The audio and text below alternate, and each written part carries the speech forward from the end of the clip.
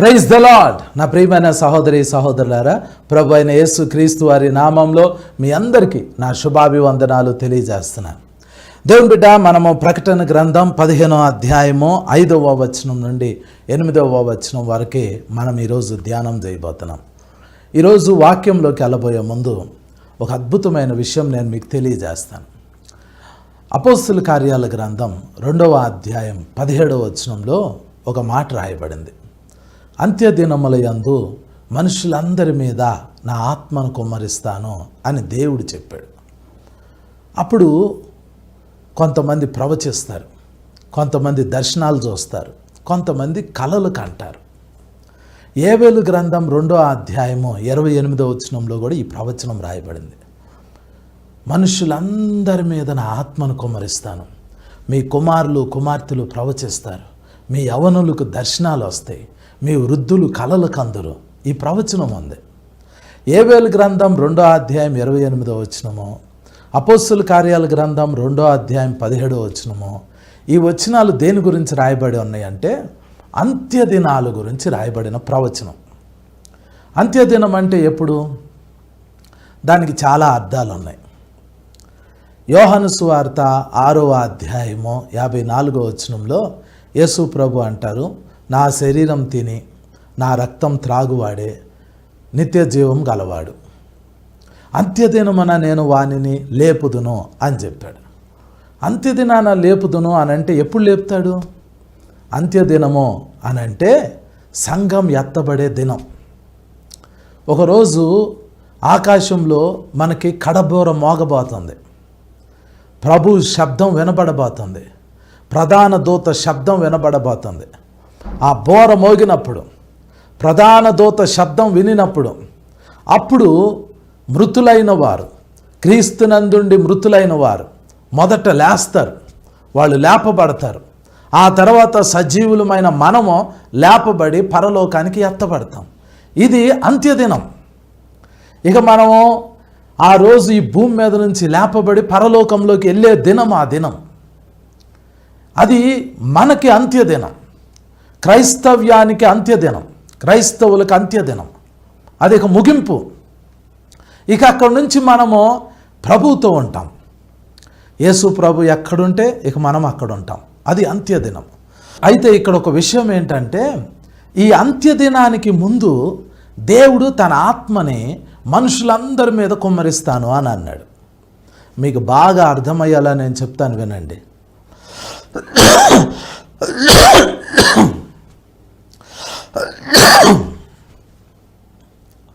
ఒకవేళ ఈ వారం రోజుల్లో సంఘం ఎత్తబడబోతుంది అనుకోండి. దానికి ముందు దేవుడు ఏం చేయాలి అని అంటే తన ఆత్మని మనుషులందరి మీద కుమ్మరించాలి. అప్పుడు వాళ్ళు ప్రవచించాలి, కలలు కనాలి, దర్శనాలు రావాలి. అప్పుడు సంఘం ఎత్తబడటానికి సమీపంగా ఉన్నాము అనేది మనకు అర్థమైంది. అవును, దేవుని ఆత్మ కుమ్మరింపబడితే ఏం జరుగుతుంది? ఇప్పుడు మీరున్నారు, మీ మీద దేవుని ఆత్మ అపరిమితంగా కుమ్మరింపబడింది అనుకోండి, మీరు ఏడుస్తారు, మీరు ప్రార్థన చేస్తారు. మీ దగ్గరకు ఎవరైనా వచ్చి అమ్మా నువ్వు ఎందుకు ఏడుస్తున్నావు అని అడిగారు అనుకోండి, మీరేమంటారో తెలుసా? నాకు యేసు ప్రభు కావాలి అని అంటారు. ఆ మాట ఎందుకు అంటారు అని అంటే దేవుని ఆత్మ మీ మీద కుమ్మరింపబడింది కాబట్టి.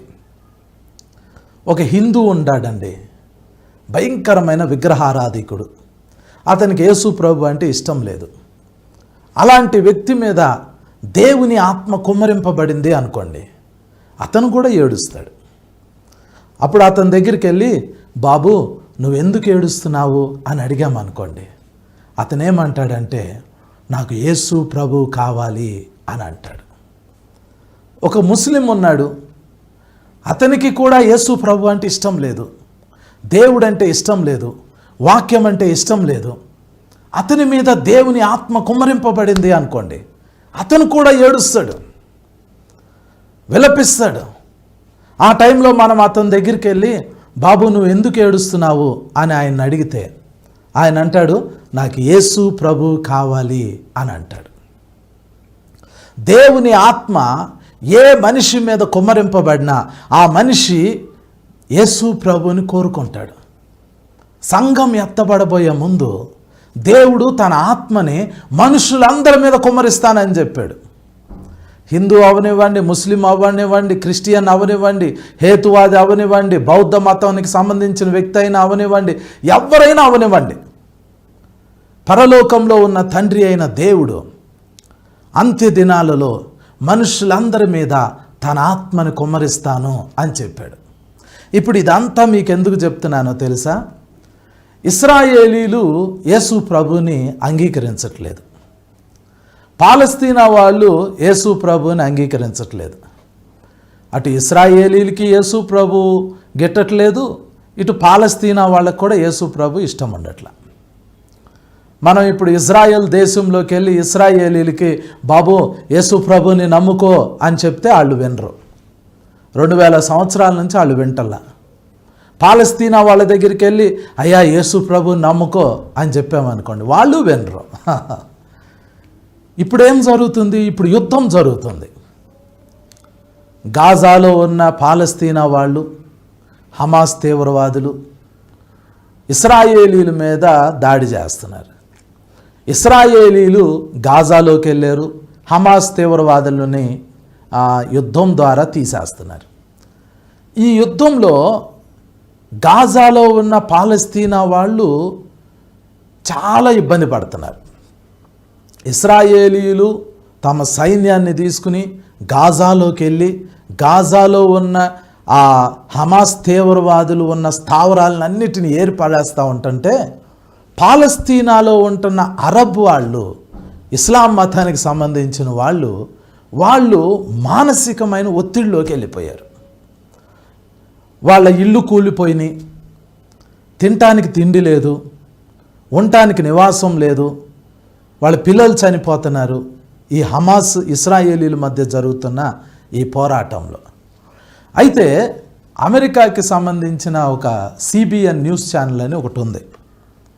వాళ్ళు అక్కడ ఒక అద్భుతమైన విషయాన్ని గమనించారు, దాన్ని టీవీలో కూడా వేశారు. ఒక న్యూస్ని గమనించారు. అదేంటంటే ఈ గాజాలో ఉన్న పాలస్తీనా వాళ్ళు నిద్రపోయినప్పుడు వాళ్ళకి కలలో యేసు ప్రభు ప్రత్యక్షమవుతున్నాడు. కొంతమంది ప్రార్థన చేసుకుంటున్నప్పుడు వాళ్ళకి దర్శనంలో యేసు ప్రభు ప్రత్యక్షమవుతున్నాడు. పాలస్తీనా వాళ్ళ మీద దేవుని ఆత్మ కుమ్మరింపబడుతుంది. ఇశ్రాయేలీలు వాళ్ళకి సువార్త ప్రకటించలా, పాలస్తీనాలో ఉన్న సువార్థికులు సువార్త ప్రకటించలా. వాళ్ళు ఆ గాజాలో ఉన్న పాలస్తీనా వాళ్ళంతట వాళ్ళేదో ప్రార్థన చేసుకుని, వాళ్ళ దేవుడికి ఏదో ప్రార్థన చేసుకుని, వాళ్ళకు తోచినట్టు ఏదో ఆరాధన చేసుకుని వాళ్ళు పడుకుని నిద్రపోతే వాళ్ళ దేవుడు వాళ్ళ కలలో కనపడాలి, కానీ వాళ్ళకి యేసు ప్రభు కలలో ప్రత్యక్షమవుతున్నాడు. వాళ్ళు నిద్రపోయి లెగిసిన తర్వాత ఆ కల చూసిన తర్వాత ఆ గాజాలో ఉన్న పాలస్తీనా వాళ్ళు ఏడుస్తున్నారు. ఎందుకు ఏడుస్తున్నావు నాయనా అని అతన్ని అడిగితే వాళ్ళు ఏం చెప్తున్నారంటే నాకు యేసు ప్రభు కావాలి అంటున్నారు. ఇంకొక ఆశ్చర్యమైన విషయం ఏంటంటే ఆ పాలస్తీనాలో ఇప్పుడు ఈ యుద్ధం జరుగుతున్న ఈ తీవ్రమైన పరిస్థితుల మధ్యలో 200 మంది పాలస్తీనా వాళ్ళు ఒకే రోజు యేసు ప్రభుకి తమ జీవితాన్ని అప్పగించారు. ఇందులో ఆశ్చర్యం ఏముంది అని అంటారు కొంతమంది. ఇందులో ఆశ్చర్యం ఏంటంటే ఆ 200 మందికి ఒకే కల వచ్చింది. ఇది ఆశ్చర్యం, ఇది అద్భుతం. ఎక్కడైనా ఒకే ఇంట్లో 4 ఉన్నప్పుడు ఆ 4కి ఒకే టైంలో ఒకే కళ వచ్చిద్దా? అలా వచ్చినట్టు నేను ఎక్కడ వినలా. 4 ఇంట్లో ఉంటే ఒకళ్ళ కళ వచ్చిద్ది, ఆ కళ అందరికీ వచ్చినట్టు నేను ఎక్కడ వినలేదు. కానీ ఈ గాజాలో ఉన్న ఈ 200 పాలస్తీనా వాళ్ళకి అందరికీ ఒకే కళ వచ్చింది. వాళ్ళందరికీ ఆ కళలో యేసు ప్రభు ప్రత్యక్షమయ్యారు. వాళ్ళందరూ యేసు ప్రభుకి తమ జీవితాన్ని అప్పగించుకుంటున్నారు. అక్కడ ఉన్న ఒక తీవ్రవాది, అతను ఆల్రెడీ ఇంతకుముందు ఎప్పుడో మారు మనసు పొందాడు. యాషర్ అరాఫత్ తోటి అతను కలిసి పనిచేశాడు. షార్ప్ షూటర్ అతనిచ్చిన సాక్ష్యం ఏంటంటే అతను ఒక ప్రవచనం చెబుతున్నాడు. ఈ యుద్ధం అయిపోయిన తర్వాత ఈ పాలస్తీనాలో యేసు ప్రభు కోసం ఒక గొప్ప ఉద్యమం రాబోతుంది అని అంటున్నాడు. ఇప్పుడు జరుగుతున్న యుద్ధం అయిపోయిన తర్వాత ఆ పాలస్తీనాలో ఉన్న ఆ పాలస్తీనీయులకి, ఆ గాజాలో ఉన్న పాలస్తీనీయులకి ఒక గొప్ప ఉద్యమం రాబోతుంది అని ఆయన చెబుతున్నాడు. మన భారతదేశానికి ఒక అద్భుతమైన వరము డాక్టర్ డిజిఎస్ దినకరన్ గారు. ఆయన బ్రతికి ఉన్నప్పుడు ఆయన్ని ఒక ఇంటర్వ్యూలో ఒక ప్రశ్న అడిగారు. సంఘం ఎప్పుడు ఎత్తబడచ్చు అని అడిగారు. ఆయన ఏం చెప్పారంటే, మిడిల్ ఈస్ట్లో అంటే ఇజ్రాయెల్ దాని పరిసర ప్రాంతాల్లో రక్తం ఏర్లై పారిద్ది, అప్పుడు సంఘం ఎత్తబడిద్ది అని చెప్పారు ఆయన. ఇప్పుడు అదే జరుగుతుంది. మిడిల్ ఈస్ట్లో యుద్ధాలు జరుగుతున్నాయి, యుద్ధాలు ప్రారంభమైనాయి, రక్తం ఏర్లై పారుతుంది. ఎక్కడ చూసినా బాంబులు పేలుతున్నాయి, ఎక్కడ చూసినా మనుషులు చనిపోతున్నారు. ఇప్పుడు మనం అంత్య దినాల్లోకి వచ్చాము అని చెప్పటానికి ఇదొక ఉదాహరణ. ఇప్పుడు ప్రారంభమైంది. అంత్య దినాలలో యేసు ప్రభు ఏం జరుగుతాయి అని చెప్పారో ఆ కార్యాలు ఇప్పుడు జరుగుతున్నాయి. సంఘము ఎత్తబడే దినాల్లోకి మనం వచ్చేసాం. మనం చాలా దగ్గరగా ఉన్నాం, అంత్య దినాల్లో చాలా దగ్గరగా ఉన్నాం. దేవుని బిడ్డ, మీరు ఒక విషయాన్ని చాలా జాగ్రత్తగా ఆలోచించాలి. ఇప్పుడు మనము మన భక్తిని చాలా సీరియస్గా తీసుకోవాలి. మనం సీరియస్గా భక్తిని చేయాలి. ఎందుకంటే ఈ భక్తి ద్వారానే మనం పరలోకంలోకి వెళ్తాం. భక్తి అంటే ఏంటి? యేసు ప్రభుతో నడవటం. భక్తి అని అంటే నామకార్థంగా చేసేది కాదు. ప్రతి దినము వాక్యాన్ని చదువుకోవాలి, వాక్యాన్ని ధ్యానం చేయాలి, ప్రతి దినము దేవుని సన్నిధిలో ప్రార్థన చేయాలి, ప్రతి దినము ఆయనకి దగ్గరగా ఉండాలి, ఆయనతో అంటు కట్టబడి ఉండాలి. బోర మోగిద్ది, సంఘం ఎత్తబడిద్ది. కాబట్టి మనము చివరి దినాల్లో ఉన్నాం కాబట్టి మనం చాలా జాగ్రత్తగా ఉండాలి. మనల్ని మనం సిద్ధపరచుకోవాలి, మన కుటుంబాలను సిద్ధపరచుకోవాలి, మన ఇరుగు పొరుగు వాళ్ళని సిద్ధపరిచి ఆ బోర మోగిన వెంటనే పరలోకంలోకి వెళ్తాము అనే విషయాన్ని అందరికీ తెలియజేయాలి. దేవుని బిడ్డ, ప్రకటన గ్రంథం 15వ అధ్యాయము 5 నుండి 8 వచనాల వరకు ఈరోజు మనం ధ్యానం చేయబోతున్నాం. దయచేసి మీ బైబిల్స్ ఓపెన్ చేయండి. ప్రకటన గ్రంథం 15వ అధ్యాయం 5 నుండి 8వ వచనం వరకు.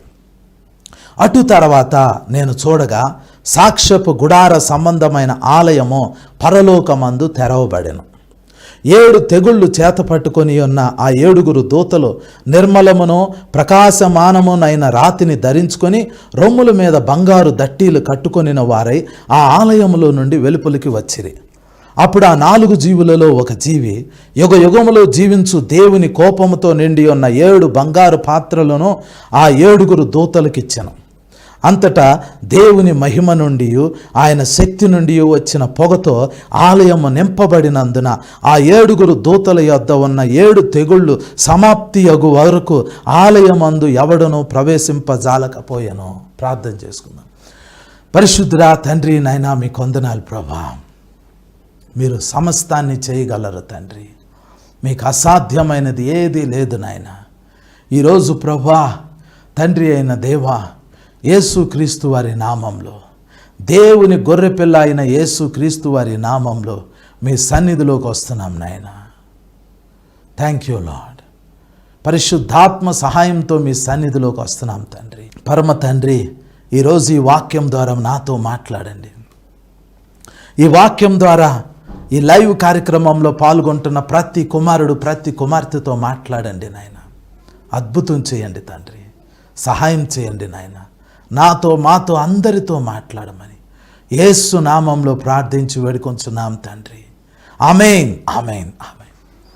దేవుని బిడ్డ, యోహాను ఈ 15వ అధ్యాయం 5వ వచనంలో ఏమంటున్నాడంటే, అటు తర్వాత నేను చూడగా సాక్ష్యపు గుడార సంబంధమైన ఆలయము పరలోకమందు తెరవబడెను అంటున్నాడు. ఇశ్రాయేలీలకి మొట్టమొదటి గుడారం, ప్రత్యక్షపు గుడారం మోషే కట్టాడు. మోషేని దేవుడు పరలోకం తీసుకుని వెళ్ళాడు. పరలోకంలో ఉన్న ఈ ప్రత్యక్షపు గుడారాన్ని మోషేకి చూపించాడు. మోషే మరలా భూమి మీదకి వచ్చాడు. ఆ భూమి మీదకి వచ్చిన తర్వాత ఇశ్రాయేలీయులకి ఆ ప్రత్యక్షపు గుడారాన్ని తయారు చేయించాడు. అందులో దేవుని మహిమ ఉండేది. ఆ ప్రత్యక్షపు గుడారం కొన్ని రోజులు అయిపోయింది, కొన్ని సంవత్సరాలు అయిపోయిన తర్వాత దావీదు కాలంలో దావీదు అనుకున్నాడు, ఈ ప్రత్యక్షపు గుడారం అనేది ఎప్పుడో మోషే కాలంలో చేశారు, ఇది పాతదైపోయింది. నేనేమో రాజకోటలో ఉన్నాను, అద్భుతమైన కోటలో నేను నివసిస్తున్నాను. దేవుని గుడారమేమో ఈ టెంట్లో ఉంది, గుడారంలో ఉంది దేవుని మందసము. ఇది మంచిది కాదు అని చెప్పి దావీదు దేవుని కొరకు ఒక మందిరం కట్టించాలి అనుకున్నాడు. కానీ దేవుడు అన్నాడు, నైనా నీ చేతులు రక్తంతో ఉన్నాయి, నువ్వు యుద్ధాలు చేసి చాలామందిని చంపావు, అక్రమంగా కూడా చంపావు, చాలామందిని చంపిన రక్తం నీ చేతులకు అంటుకుని ఉంది కాబట్టి నీ చేతులతో నా మందిరాన్ని కట్టొద్దు. నీ గర్భంలో నుండి ఒక వ్యక్తి వస్తాడు, అతడు నా కొరకు ఒక మందిరం కడతాడు అని దేవుడు చెప్పాడు. సరే అని దావీదు తర్వాత సొలొమోను వచ్చాడు, దావీదు కుమారుడు. సొలొమోను దేవునికి మందిరం కట్టించాడు.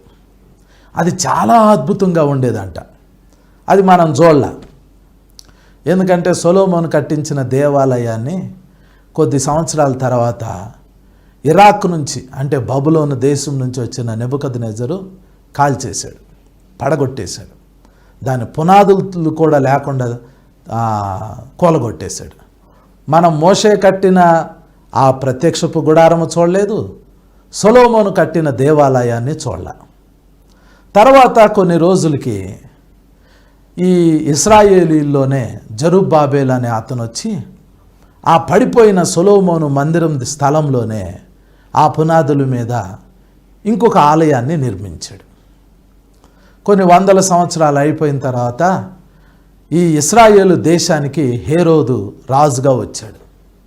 ఈయనేమనుకున్నాడంటే, ఇశ్రాయేలీలకి ఈ మందిరాన్ని సుందరంగా నేను కట్టిస్తే వీళ్ళ ఓట్లన్నీ నాకే పడతాయి, వీళ్ళందరూ నాకు దాసులుగా ఉంటారు అని హేరోదు మహారాజు జరుబ్బాబేలు కట్టించిన ఆ మందిరాన్ని ఇంకా సుందరమైనదిగా కట్టించాడు, ఎక్స్టెన్షన్ చేశాడు, ఇంటీరియర్స్ అవన్నీ బాగా చేయించాడు.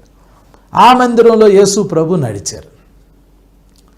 అయితే క్రీస్తు శకం 70వ సంవత్సరంలో రోమా సైనికులు వచ్చి ఆ మందిరాన్ని కూలగొట్టేశారు. ఇప్పుడు ఎన్నైనాయి? మోషే ప్రత్యక్షపు గుడారం ఒకటే, దాని తర్వాత సొలొమోను కట్టించిన దేవాలయం ఒకటే, దాని తర్వాత జరుబ్బాబేలు లేదా హేరోదు మహారాజు కట్టించిన మందిరం ఒకటి. ఇవన్నీ పరిశుద్ధ స్థలాలు. వీటిలో మనం వేటిని మనం చూడాల. యాక్చువల్గా మోషే కట్టించిన ఆ యొక్క ప్రత్యక్షపు గుడారం ఏంటంటే అది టెంట్, అది మడత పెట్టేవాళ్ళు, మళ్ళీ ఓపెన్ చేసి పెట్టుకునేవాళ్ళు, ఎక్కడంటే అక్కడ వేసేవాళ్ళు. అది ప్రత్యక్షపు గుడారం. సొలొమోను కట్టించిందే దేవాలయం, మొట్టమొదటి దేవాలయం. జరుబ్బాబేలు హేరోదు వాళ్ళు రెండవ దేవాలయాన్ని కట్టించారు. మనం అవేవి చూడాల, అవి చాలా సుందరమైనవి, అద్భుతమైనవి, దేవుని నామ ఘనత కొరకు అవి కట్టబడినాయి. మనం వాటిని చూడాల. కాకపోతే ఒక అద్భుతమైన విషయం ఏంటంటే, ఇప్పుడు ఇశ్రాయేలీలకి మందిరం లేదు, మోషే ప్రత్యక్షపు గుడారము లేదు, సొలొమోను కట్టించిన దేవాలయము లేదు, జరుబ్బాబేలు స్టార్ట్ చేసి హేరోదు ముగించిన ఆ ఆలయం కూడా లేదు. ఇశ్రాయేలీలకి ఇశ్రాయేలు దేశంలో యెరూషలేం పట్టణంలో మందిరం లేదు వాళ్ళకి. అయితే అద్భుతమైన విషయం ఏంటంటే, ఇశ్రాయేలీలు మళ్ళీ యెరూషలేం పట్టణంలో ఒక మందిరం కడతారు. దానిని మనం చూస్తాం, అది మనం మిస్ కాకూడదు. మోషే కట్టిన ప్రత్యక్షపు గుడారం మనం చూడలా, సొలొమోను దేవాలయాన్ని చూడలా, జరుబ్బాబేలు హేరోదు వాళ్ళు చేసిన ఆ మందిరాన్ని మనం చూడలా. కానీ ఇప్పుడు ఇశ్రాయేలీలు ఒక మందిరాన్ని కట్టబోతున్నారు. అది మనం చూస్తాం. ఆ మందిరాన్ని మనం చూస్తాం. ఏమో రేపు ఈ సంవత్సరం కానీ, వచ్చే సంవత్సరం కానీ, ఆ పై వచ్చే సంవత్సరం కానీ ఎప్పుడైనా కట్టొచ్చు. కానీ వాళ్ళు కట్టడానికి అన్నీ రెడీ చేసుకున్నారు. చాలా సమీపంగా ఉంది వాళ్ళు మందిరం కట్టే దినం. అది మనం చూస్తాం. రెండవది, మనకి బోర శబ్దం మోగిన వెంటనే మనం పరలోకంలోకి వెళ్తాం. పరలోకంలో ఒక మందిరం ఉంది, ఒక ఆలయం ఉంది. దానిని మనం చూస్తాం. అది రెండోది. భూమి మీదేమో ఇశ్రాయేలీలు కట్టే ఆ మందిరాన్ని, ఆ ఆలయాన్ని చూస్తాము. రెండవది, మనం పరలోకం వెళ్ళిన తర్వాత పరలోకంలో అసలు దేవుని సముఖంలో ఉన్న ఆ యొక్క ఆలయాన్ని చూస్తాం. అది ఒక అద్భుతం. రెండవ ఆలయం అక్కడ ఉంది. యోహాను అదే చూస్తున్నాడు. మళ్ళీ చదువుతున్నాను చూడండి. ప్రకటన గ్రంథం 15వ అధ్యాయం 5వ వచనము. అటు తర్వాత నేను చూడగా సాక్ష్యపు గుడార సంబంధమైన ఆలయము పరలోకమందు తెరవబడెను. పరలోకంలో తెరవబడిన ఆ ఆలయము, యోహాను చూస్తున్న ఆలయము, మనం పరలోకం వెళ్ళినప్పుడు దాన్ని చూస్తాం. ఆ ఆలయాన్ని చూస్తాం. అది రెండోది. ఇక మూడవ ఆలయం ఉంది. మూడవ ఆలయం ఎప్పుడు వచ్చింది అని అంటే, ఇప్పుడు కొద్ది రోజుల్లో ఇశ్రాయేలీలు యెరూషలేములో మందిరం కడతారు. కానీ క్రీస్తు విరోధి వస్తాడు. వాడొచ్చి ఆ మందిరంలో నేనే దేవుడిని అని కూర్చుంటాడు. అప్పుడు ఇశ్రాయేలీలు చెదరిపోతారు. ఆ తర్వాత ఒక యుద్ధం జరిగిద్ది. దాన్ని అర్మగెద్దోను యుద్ధం అంటారు. ఆ యుద్ధం అప్పుడు ఆ ఆలయం కూడా పడిపోయిద్ది. అయితే యేసుక్రీస్తు రెండవ రాకడలో యేసు ప్రభు భూమి మీదకు వస్తారు. యేసు ప్రభు స్వయంగా తానే భూమి మీదకు వస్తారు. యేసు ప్రభు రెండవ రాకడలో ఆయనతో పాటు మనం కూడా వస్తాం. యేసు ప్రభు ఈ భూమి మీదకి వచ్చి డైరెక్ట్గా యెరూషలేం పట్టణంలోకి వెళ్తారు. అక్కడ యెహెజ్కేలు గ్రంథం 40వ అధ్యాయం దగ్గర నుండి 48వ అధ్యాయం వరకు మీరు చదివితే అక్కడ యేసు ప్రభు ఒక మందిరం కడతారు, ఒక ఆలయం కడతారు. దాన్ని మనం చూస్తాం. అది దాదాపుగా 1000 సంవత్సరాల పాటు ఉండిద్ది ఆ ఆలయం. అది యేసు ప్రభు కట్టే ఆలయం. దాన్ని మనం చూస్తాం. అది ఇక్కడ భూమి మీద కట్టబడిపోతుంది. దేవుని బిడ్డ, ఇది చాలా జాగ్రత్తగా వినండి. మన కళ్ళతో మనం చూడని ఏంటంటే, మోషే కట్టిన ప్రత్యక్షపు గుడారాన్ని మనం చూడలా, సొలొమోను కట్టిన దేవాలయాన్ని మనం చూడలా, జెరుబ్బాబేలు దగ్గర నుండి హేరోదు వరకు కట్టబడిన దేవాలయాన్ని మనం చూడలా. ఆ మూడు మనం చూడలా. కానీ కొద్ది రోజుల్లో ఇశ్రాయేలీలు కట్టే మందిరాన్ని మనం చూస్తాం. ఎందుకంటే దాదాపుగా అది మన కాలంలో నెరవేరటానికి అవకాశం ఉంది. వాళ్ళు అన్నీ సిద్ధం చేసుకున్నారు ఆ మందిరం కట్టడానికి. భూమి మీద ఇశ్రాయేలీలు కట్టే మందిరాన్ని చూస్తాము. తర్వాత సంఘం ఎత్తబడిన తర్వాత మనం పరలోకం వెళ్ళిన తర్వాత పరలోకంలో దేవుని సముఖంలో ఉన్న ప్రత్యక్షపు గుడారానికి సంబంధించిన ఆ పరిశుద్ధమైన ఆలయాన్ని చూస్తాము. మళ్ళీ పరలోకం నుండి మళ్ళీ భూమి మీదకి వచ్చినప్పుడు భూమి మీద ఇశ్రాయేలీలు కట్టిన ఆలయం పడిపోయి ఉంటే అక్కడ యేసు ప్రభు కట్టే ఆ ఆలయాన్ని చూస్తాం. ఇక అది ఫైనల్ ఆలయం. ఇక ఆ తర్వాత ఇక ఆలయాలు ఉండవు. ఆ తర్వాత దేవుడు ఒక పట్టణాన్ని నిర్మిస్తున్నాడు. అది కొత్త ఆకాశం, కొత్త భూమి. అందులో ఇక ఆలయం ఉండదు. ప్రకటన గ్రంథము 22వ అధ్యాయము 21వ వచనం చదువుతున్నాను చూడండి. 22వ వచనం 21 నుండి చదువుతున్నాను. దాని 12 గుమ్మములు 12 ముత్యములు, ఒక్కొక్క గుమ్మము ఒక్కొక్క ముత్యముతో కట్టబడి ఉన్నది. పట్టణపు రాజవీధి శుద్ధ సువర్ణమైన స్వచ్ఛమైన స్ఫటికమును పోలి ఉన్నది. 22వ వచనం. దానిలో ఏ దేవాలయమును నాకు కనబడలేదు. సర్వాధికారి అయిన దేవుడగు ప్రభువును గొర్రెపిల్లయు దానికి దేవాలయమై ఉన్నారు అని రాయబడింది. ఇక కొత్త ఆకాశం, కొత్త భూమి వచ్చిద్ది. అందులో కొత్త పట్టణం ఉండిద్ది. అందులో ఆలయం ఉండదు. అందులో యేసు ప్రభువే ఆలయం, తండ్రి అయిన దేవుడే ఆలయం. దాని గురించి మర్చిపోండి, అది మీకు తర్వాత నేను చెప్తాను. ఇప్పుడు మనం తెలుసుకోవాల్సింది ఏంటంటే ఒకటి ప్రత్యక్షపు గుడారము, సొలొమోను కట్టిన దేవాలయము, జెరుబ్బాబేలు నుండి హేరోదు వరకు కట్టబడిన ఆలయాన్ని మనం చూడలేదు. మనం చూడలేదు. మనం చూస్తాం. ఒకటి మన కళ్ళ ముందు కట్టబడబోయే ఇశ్రాయేలీలు కట్టే ఆలయాన్ని చూస్తాము. పరలోకం వెళ్ళిన తర్వాత దేవుని సముఖంలో ఉన్న ఆలయాన్ని చూస్తాము. మళ్ళీ భూమి మీదకి వచ్చిన తర్వాత యేసు ప్రభువు కట్టే ఆలయాన్ని మనం చూస్తాం. యేసు ప్రభు ఎలాంటి ఆలయాన్ని కడతారో ఆ ఆలయం గురించి యెహెజ్కేలు గ్రంథం 40వ అధ్యాయం దగ్గర నుండి రాయబడింది. 48వ అధ్యాయం వరకే అది మీరు చూడవచ్చు. అయితే ఇప్పుడు మరలా ఈ వచనం చదువుతున్నాను చూడండి. ప్రకటన గ్రంథం 15వ అధ్యాయం 5వ వచనం. అటు తర్వాత నేను చూడగా సాక్ష్యపు గుడార సంబంధమైన ఆలయము పరలోకమందు తెరవబడెను. 6వ వచనం. 7 తెగుళ్ళు చేత పట్టుకొని ఉన్న ఆ 7 దూతలు నిర్మలమును ప్రకాశమానమునైన రాతిని ధరించుకొని రొమ్ముల మీద బంగారు దట్టీలు కట్టుకొనిన వారై ఆ ఆలయంలో నుండి వెలుపలికి వచ్చిరి అని అంటున్నారు. యోహాను ఇంకా ఆలయం లోపలికి వెళ్ళలా, ఆలయం బయట ఉన్నాడు. పరలోకంలో ఉన్న ఆలయము తెరవబడింది. అందులో నుండి 7 దూతలు బయటకు వచ్చారు. జనరల్గా దూతలు అంటే మనమేం ఊహిస్తామో వాళ్ళకి రెక్కలు ఉంటాయి అని ఊహిస్తాం. కొంతమంది దేవదూతలకి 6 రెక్కలు ఉంటాయి, కొంతమంది దేవదూతలకి 4 రెక్కలు ఉంటాయి, కొంతమంది దేవదూతలకి 2 రెక్కలు ఉంటాయి అంటారు. కానీ బైబిల్లో ఎక్కడ 2 రెక్కలు ఉన్న దేవదూత గురించి రాయబడలా.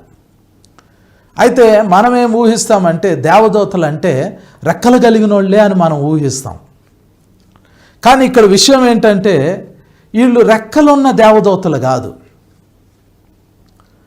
వీళ్ళకి రెక్కలు లేవు. వీళ్ళకి రెక్కలు లేవు అని ఎలా తెలుస్తుంది? అసలు నాకు తెలిసి వీళ్ళు మనుషులేమో అని అనిపిస్తుంది. మళ్ళీ చదువుతున్నాను చూడండి. ప్రకటన గ్రంథం 15వ అధ్యాయం 6వ వచనము. 7 తెగుళ్ళు చేత పట్టుకొని ఉన్న ఆ 7 దూతలు నిర్మలమును ప్రకాశమానమునైన రాతిని ధరించుకొని రొమ్ముల మీద బంగారు దట్టీలు కట్టుకొనిన వారై ఆ ఆలయములో నుండి వెలుపలికి వచ్చిరి అని రాయబడింది. ఇక్కడ మనకి ఇవ్వబడిన ఇన్ఫర్మేషన్ ఏంటంటే వాళ్ళ రొమ్ముకి రాతిని ధరించుకున్నారంట. నారబట్ట రాతిని ధరించుకున్నారని ఉంది, నారబట్ట ధరించుకున్నారని ఉంది. రొమ్ము మీద బంగారు దట్టీలు కట్టుకొని వారై ఉన్నారు అని రాయబడింది. నిర్మలమైన ప్రకాశమానమైన రాతిని ధరించుకుని రొమ్ముల మీద బంగారు దట్టీలు కట్టుకోవటం అంటే ఏంటంటే వాళ్ళు మంచి తెల్లటి వస్త్రం వేసుకున్నారు. నారబట్ట, లెనిన్ క్లాత్ లాంటిది ధరించుకున్నారు. దాని మీద రాళ్ళు ఉన్నాయి, రంగు రాళ్ళు ఉన్నాయి. రాళ్ళు దేనికి సూచన? రాళ్ళు యాజకునికి సూచన. దేవాలయంలో యాజకత్వం చేయటానికి యాజకుడికి ఒక యూనిఫామ్ ఉంటుంది. ఆ యూనిఫామ్లో ఒక భాగం ఏంటంటే ఛాతి మీద రంగు రాళ్ళు ధరించుకోవాలి యాజకుడు. ఈ 7 దూతలు దేవాలయంలో నుండి బయటకు వస్తున్నారు. వీళ్ళు యాజకులు అని మనం చెప్పలేము. వీళ్ళు యాజకులు ధరించుకునే రాళ్ళు ధరించుకున్నారు, బంగారు దట్టి ధరించుకున్నారు. యేసు ప్రభు రొమ్ముకి బంగారు దట్టి ధరించుకుంటారు. అయితే వీళ్ళు మనుషులు అయి ఉండొచ్చు అనేది చాలామంది అభిప్రాయం. ఎందుకు మనుషులు అయి ఉండొచ్చు అని అంటే దీనికి ఒక చిన్న క్లూ ఉంది. ప్రకటన గ్రంథం 21వ అధ్యాయము 9వ వచనం చదువుతున్నాను చూడండి. అంతటా ఆ కడపటి 7 తెగుళ్ళతో నిండిన 7 పాత్రలను పట్టుకొని ఉన్న 7 దేవదూతలలో ఒకడు వచ్చి, ఇటు రమ్ము, పెండ్లి కుమార్తెను అనగా గొర్రెపిల్ల యొక్క భార్యను నీకు చూపెదనని నాతో చెప్పి ఆత్మవశుడనై ఉన్న నన్ను ఎత్తైన గొప్ప పర్వతం మీదకి కొనిపోయి యెరూషలేము అను పరిశుద్ధ పట్టణము దేవుని మహిమ గలదై పరలోకమందున్న దేవుని యొద్ద నుండి దిగివచ్చుట నాకు చూపెను అని రాయబడింది. యోహాన్ ఏమంటున్నాడంటే ఈ 7 దేవదూతల్లో ఒక దూత వచ్చి లాస్ట్లో యోహానికి కొత్త పట్టణం, నూతనమైన యెరూషలేము అనే పట్టణాన్ని చూపించాడు. ఈ 7 దేవదూతల్లో ఒక దేవదూత యోహానికి నూతనమైన యెరూషలేం పట్టణాన్ని చూపించాడు. చాలా విషయాలు యోహానికి ఆ దేవదూత ఎక్స్ప్లెయిన్ చేశాడు. ఇదిగో ఈ పట్టణం ఇలా ఉండిద్ది, దీనికి 12 గేట్లు ఉంటాయి, 12 పునాదులు ఉంటాయి, 12 ముత్యాలతో దీని పునాదులు ఉన్నాయి, 12 పేర్లు పైన గుమ్మాల మీద రాయబడి ఉన్నాయి, 12 దేవదూతలు నిలబడి ఉన్నారు, దీని లోపలికి వెళ్ళొచ్చు, బయటికి రావచ్చు, లోపల ఇట్లా జీవజలపు నది ఉంటుంది, లోపల దేవుడు ఉంటాడు.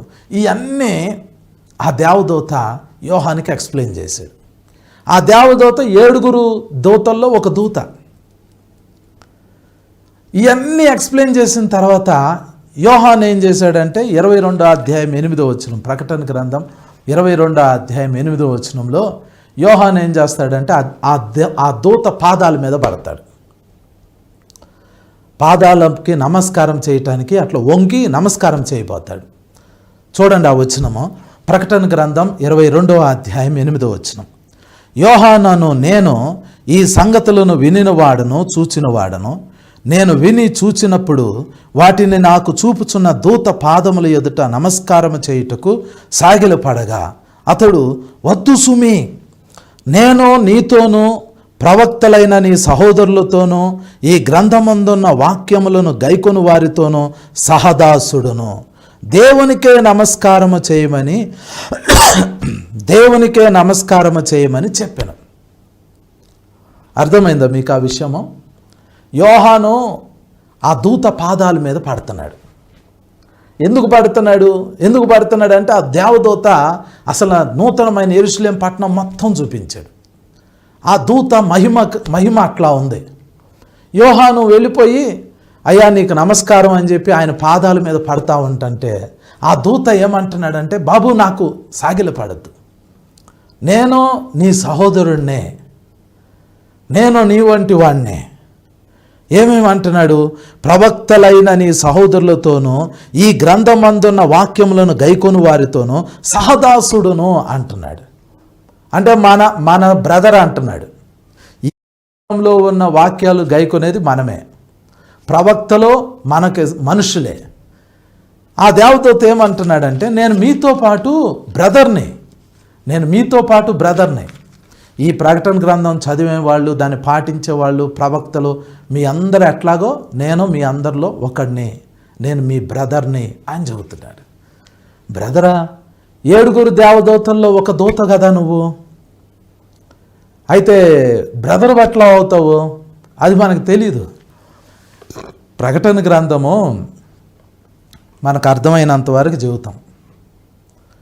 మనకి ఇదంతా బాగా అర్థమైపోయింది అని మనం అనుకుంటాం. రేపు పరలోకం వెళ్తాం. పరలోకం వెళ్తే మనం విన్నది, మన కామెంటరీస్లో ఉన్నది, మనకు చూపించింది వీటన్నిటికంటే గొప్పగా ఉంటుంది. ఇప్పుడు ఆ 7 దూతలు డౌట్ ఏంటంటే, మనుషుల్నే దేవుడు దేవదూతలుగా అక్కడ పెట్టాడేమో అని అనుకుంటున్నాడు. ఇంకో విషయం తెలుసా? ఈ ఉగ్రతా పాత్రలు అనేవి కుమ్మరింపబడే సమయంలో మనం పరలోకంలో ఉంటాం. ఆ 7 దేవదూతల్ని మనం చూస్తాం. మనం ఆ దేవాలయంలోకి వెళ్తాం, దేవాలయాన్ని చూస్తాం, కానీ దేవాలయంలో ఎక్కువసేపు ఉండం. అందులో నుంచి ప్రభు మనల్ని బయటికి తీసుకొస్తాడు. కొంతమంది ఏమనుకుంటారంటే, పరలోకంలోకి వెళ్ళిన తర్వాత దేవుడు మనల్ని అన్ని ప్లేసెస్ చూడనిస్తాడా అని. బైబిల్లో ఒక వచనం ఉంది. అదేంటంటే, దేవుడు తన సొంత కుమారుని ఇయటానికి వెనుక తీయలేదంట. ఆయనతో పాటు మనకి సమస్తాన్ని ఎందుకు ఇవ్వడో అని పౌలు అంటున్నాడు. పరలోకంలో యేసు ప్రభు కంటే గొప్పది ఏది లేదండి. పరలోకంలో ఉన్న పట్టణాలు కానీ, పరలోకంలో ఉన్న ఆ మందిరాలు కానీ, పరలోకంలో ఉన్న ఛాంబర్స్ కానీ ఏవి యేసు ప్రభు కంటే గొప్పవి కాదు.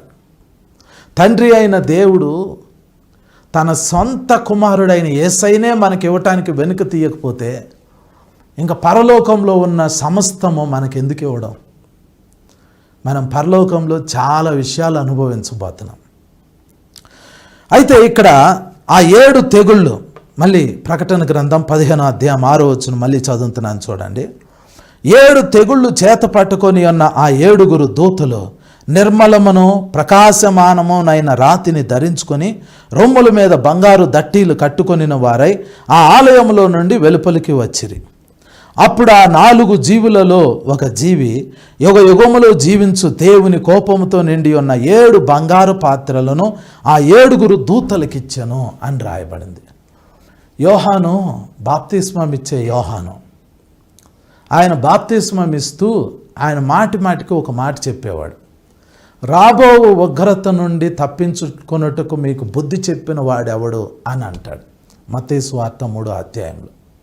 దేవుని ఉగ్రత ఈ భూమి మీద కుమ్మరింపబడబోతుంది. మీరు ఒక విషయాన్ని చాలా జాగ్రత్తగా అర్థం చేసుకోవాలి. ప్రకటన గ్రంథంలో 7 ఏళ్ల మహాశ్రమల గురించి రాయబడి ఉంది. ఈ 7 ఏళ్ల మహాశ్రమ ఎప్పుడు ప్రారంభమైంది అంటే, క్రీస్తు విరోధి అనేవాడు ప్రత్యక్షపరచబడాలి. వాడు వస్తాడు. వాడొచ్చి ఇశ్రాయేలీలతో 7 సంవత్సరాల పాటు నిబంధన చేస్తాడు. వాడు ఏ రోజైతే ఇశ్రాయేలీలతో 7 సంవత్సరాల నిబంధన చేస్తాడో ఆ రోజు నుండి 7 ఏళ్ల మహాశ్రమలు ప్రారంభమవుతాయి. ఈ 7 ఏళ్ల మహాశ్రమల్లో 2 భాగాలుగా అవి జరుగుతాయి. 7 సంవత్సరాల కాలాన్ని 2 భాగాలు చేస్తే మొదటి 3.5 సంవత్సరాలు, ఆ తర్వాత 3.5 సంవత్సరాలు. ప్రకటన గ్రంథంలో తెగుళ్ళు ఉన్నాయి, ఉగ్రత పాత్రలు ఉన్నాయి. తెగుళ్ళు అంటే ఏంటి?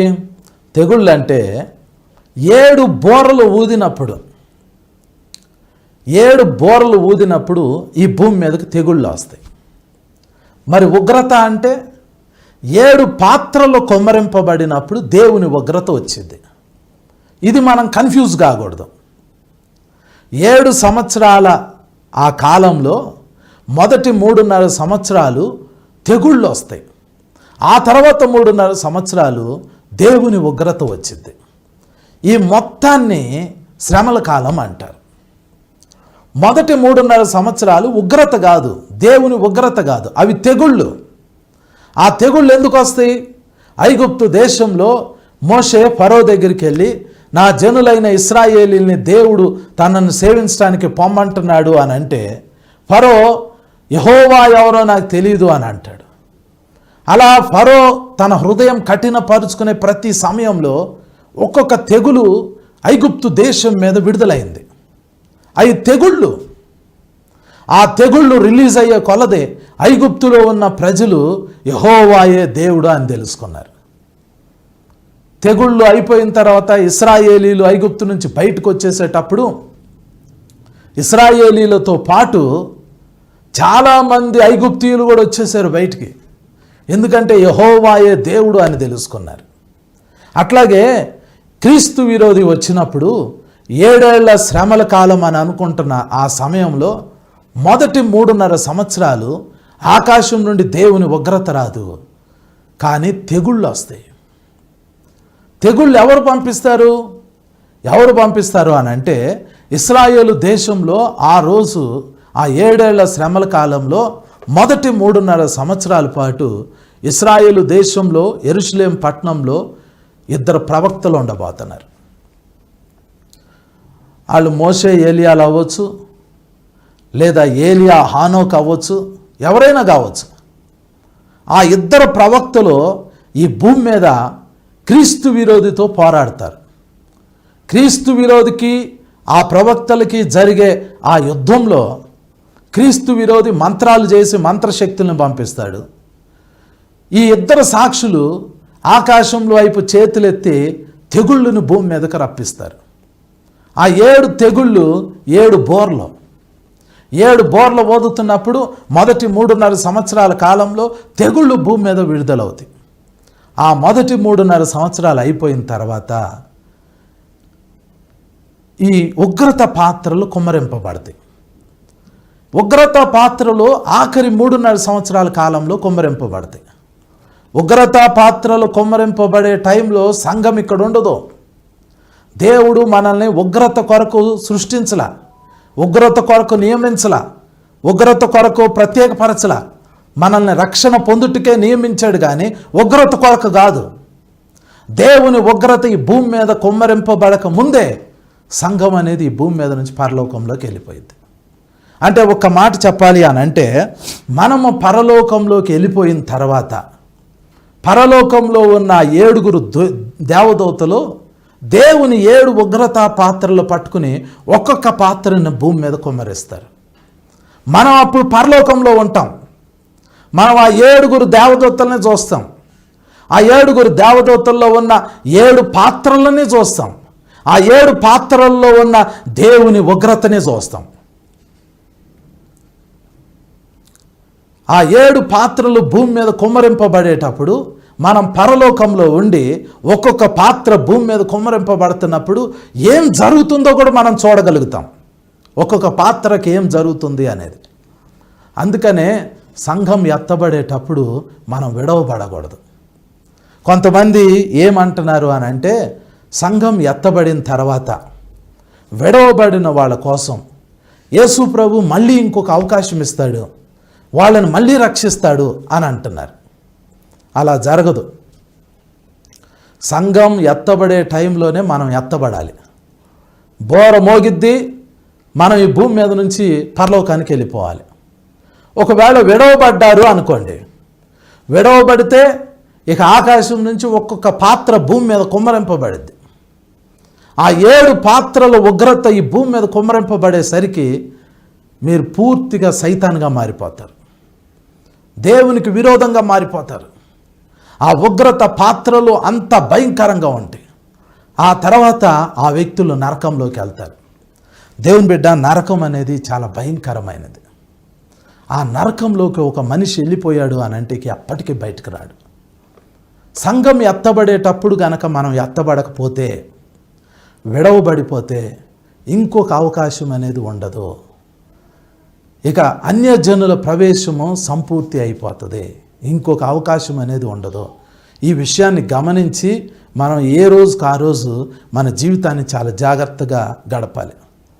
ఇంకో వచనం చదువుతున్నాను చూడండి. ప్రకటన గ్రంథం 15వ అధ్యాయం 8వ వచనం.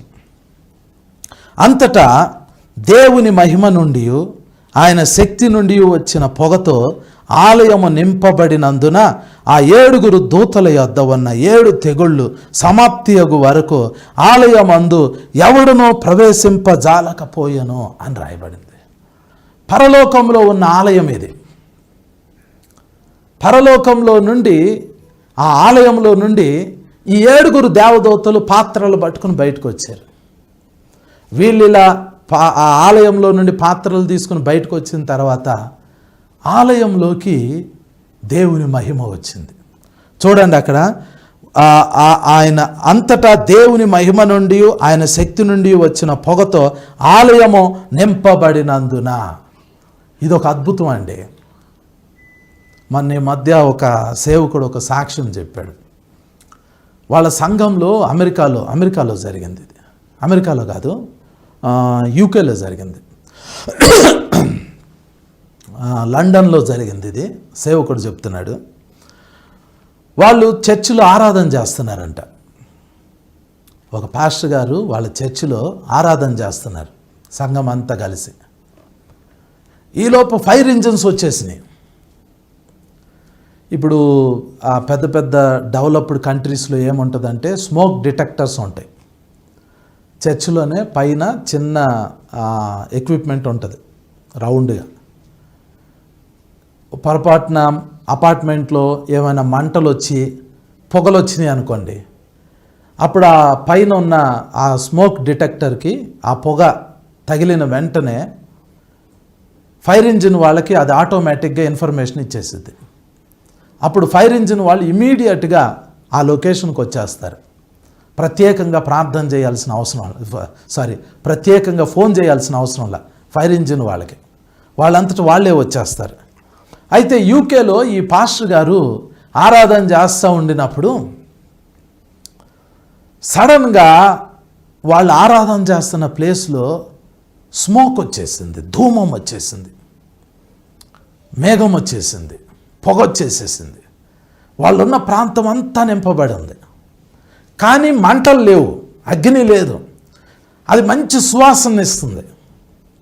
పాస్టర్ గారికి అర్థమైపోయింది, దేవుని మందిరంలోకి, ఆ చర్చిలోకి దేవుని మహిమ వచ్చింది అని, దేవుని తేజస్సు వచ్చింది అని పాస్టర్ గారికి అర్థమైపోయింది. కానీ ఫైర్ ఇంజిన్స్ వచ్చేసినాయి. వాళ్ళు వచ్చి మొత్తం వెతుకుతున్నారు ఆ ఇల్లు చుట్టుపక్కలంతా, ఎక్కడ మంటలు ఎక్కడ వస్తున్నాయి అని. వాళ్ళకి ఏం అర్థం కావట్లా. వాళ్ళు వచ్చినప్పుడు ఏం లేదు, వాళ్ళు చూస్తున్నారు కానీ వాళ్ళకేం కనపడతలా. చర్చిలో ఉన్న వాళ్ళకు మాత్రము ఆ మహిమను వాళ్ళు అనుభవిస్తూ ఉన్నారు.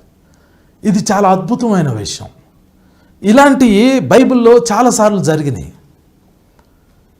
మోషే ప్రత్యక్షపు గుడారాన్ని నిర్మించాడు, ప్రత్యక్షపు గుడారాన్ని తయారు చేశాడు. ఆ ప్రత్యక్షపు గుడారం తయారు చేయబడిన తర్వాత అది మొత్తం సెటప్ చేశారు.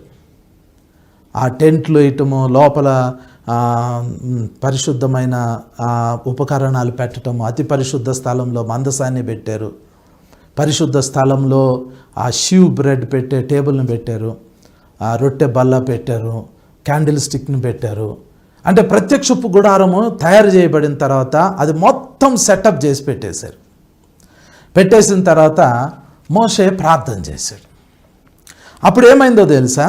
ఒకసారి నిర్గమాకాండము 40వ అధ్యాయము 34వ వచనం చదువుతున్నాను చూడండి. అప్పుడు మేఘము ప్రత్యక్షపు గుడారమును కమ్మగా యెహోవా తేజస్సు మందిరమును నింపెను.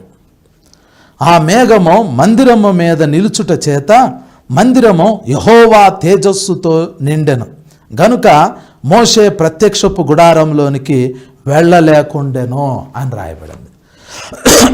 నేను ఒకసారి ఒక పాస్టర్ గారు చర్చికి వెళ్ళాను. అది చాలా పెద్ద చర్చ్.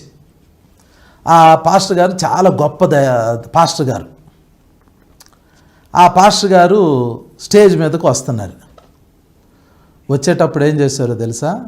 రంగురంగుల లైట్లు పెట్టారు. పాస్టర్ గారు వస్తున్నారు అని అనౌన్స్ చేశారు, స్టేజ్ మీదకు వస్తున్నారు అని. ఈలోపు కింద నుంచి కొన్ని పైప్స్లో నుంచి స్మోక్ని రిలీజ్ చేశారు. పొగొచ్చేసింది, భూ అని పొగొచ్చేసింది.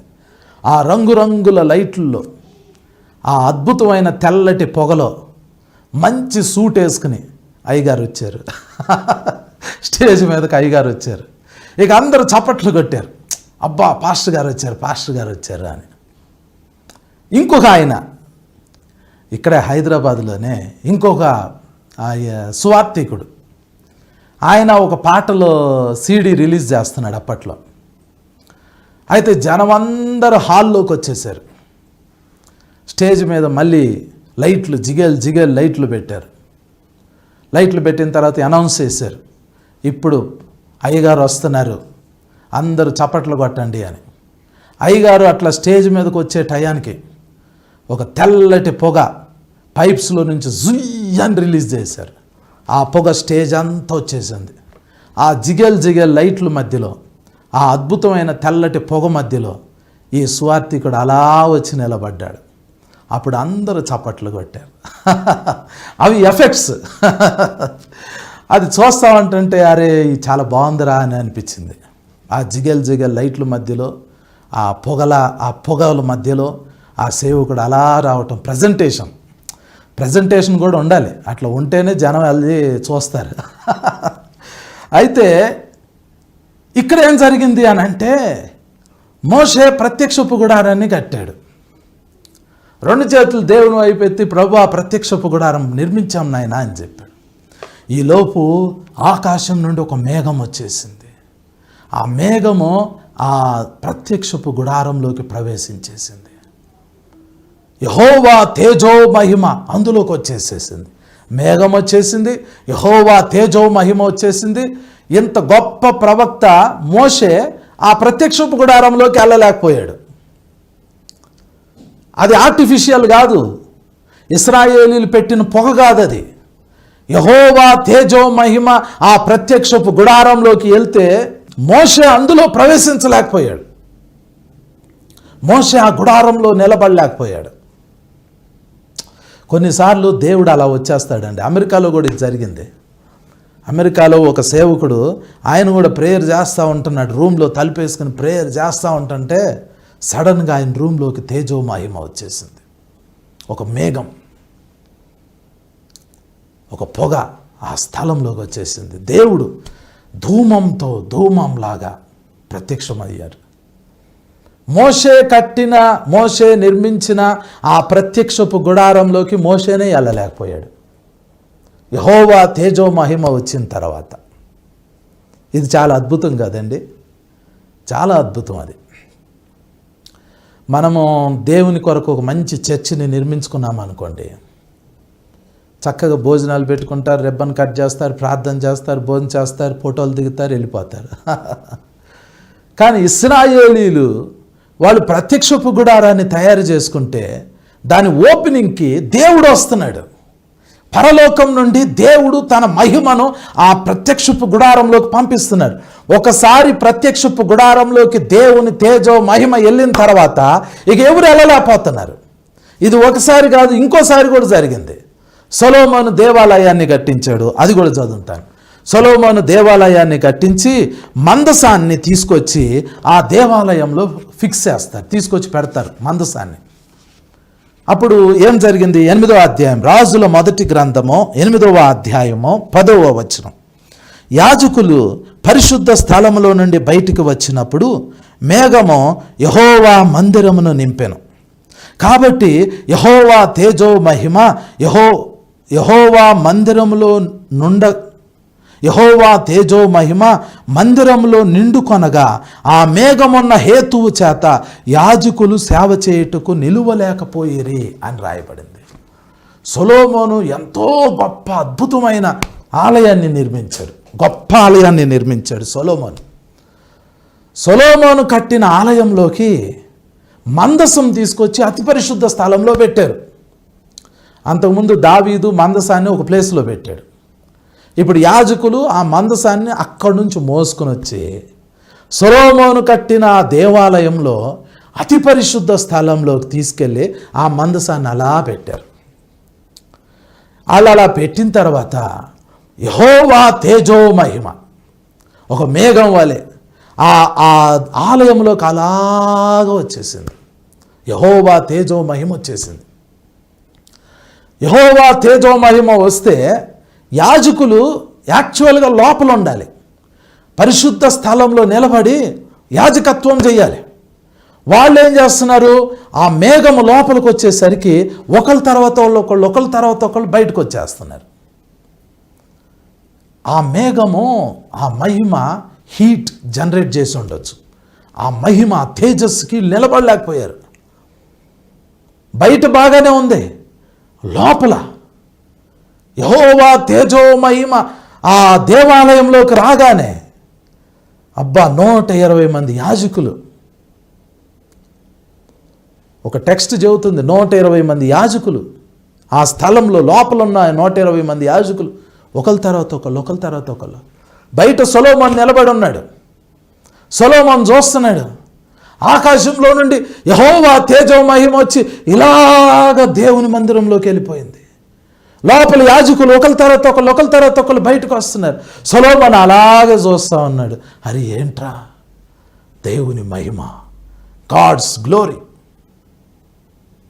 మోషేనే అందులోకి వెళ్ళలేకపోయాడు, యాజకులు అక్కడ నిలబడలేకపోయారు, సొలొమోను అందులోకి వెళ్ళలేడు. యెహోవా తేజో మహిమ అది మనం అనుభవించాలండి. రేపు పరలోకం వెళ్తాం. సంఘం ఎత్తబడినప్పుడు, బోర మోగినప్పుడు మనందరం పరలోకంలోకి వెళ్తాం. పరలోకంలోకి వెళ్ళిన తర్వాత మన కళ్ళ ముందు ఇదంతా జరగబోతుంది. మనం నిలబడి ఉంటాం, ఆ దేవాలయం తెరవబడిద్ది. మనం ఒకసారి లోపలికి వెళ్తాం, తండ్రి అయిన దేవుణ్ణి చూసుకుంటాం, ఆయన్ని ఆరాధన చేసుకుంటాము, మళ్ళీ బయటకు వచ్చేస్తాము. మళ్ళీ బయటకు వచ్చేసిన తర్వాత మళ్ళీ నిలబడతాం. అక్కడ పరలోకంలో అన్నీ చూస్తూ ఉంటాం. ఈ ఆలయము, ఈ ప్రత్యక్షపు గుడారం లాంటి ఈ సంబంధమైన ఈ ఆలయము పరలోకంలో తెరవబడిన తర్వాత మనం కూడా దాన్ని ఇలాగ చూస్తూ ఉంటాం. బయట నిలబడి ఇలా చూస్తూ ఉంటాం. ఆలయం బయట లోపల నుంచి 7 దేవదూతలు పాత్రలు పట్టుకుని ఒకళ్ళ తర్వాత ఒకళ్ళు బయటకు వస్తారు. 7 వస్తారు. వాళ్ళ పాత్రలు చూస్తాము, వాళ్ళనే చూస్తాం, మనం ఆలయాన్ని చూస్తాం. ఈలోపు ఏం జరిగిద్ది? యెహోవా తేజో మహిమ అందులోకి వెళ్తుంది. మళ్ళీ చదువుతున్నాను ఆ వచనం చూడండి. ప్రకటన గ్రంథం 15వ అధ్యాయం 8వ వచనం. అంతటా దేవుని మహిమ నుండి ఆయన శక్తి నుండి వచ్చిన పొగతో ఆలయము నింపబడినందున ఆ 7 దూతల యొద్ద ఉన్న 7 తెగుళ్ళు సమాప్తియగు వరకు ఆలయమందు ఎవడునూ ప్రవేశింపజాలకపోయెను.